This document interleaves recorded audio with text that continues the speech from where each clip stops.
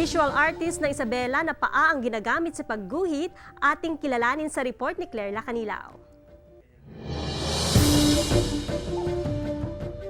Hinangaan sa social media ang husay at galing sa pagpinta ng isang PWD mula Ilagan City, Isabela. Siya si Mark Bernardo Agkawili, 32 anyos. Ngunit ang nakakabilib, imbis na kamay ang kanyang gamit sa pagpinta, mga paa ang kanyang instrumento upang makagawa ng nakamamanghang obra.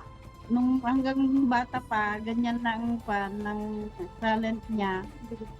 Nagdo-drawing na. Nag-umpisa sa kamay noon. Nung hindi pa ganyan. Buo ang suporta ng kanyang pamilya sa napiling larangan ni Mark, na sa kabila ng kanyang kapansanan, ipinagpatuloy pa rin upang paghusayan pa ang kanyang talento. 3 taon yata na sinasana yung paa niya mula nung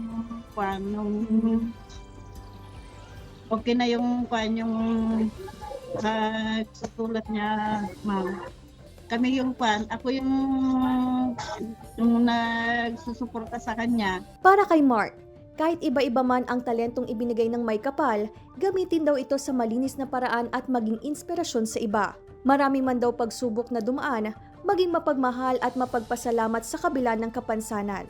Claire Lacanilao, Balitang Amyanan.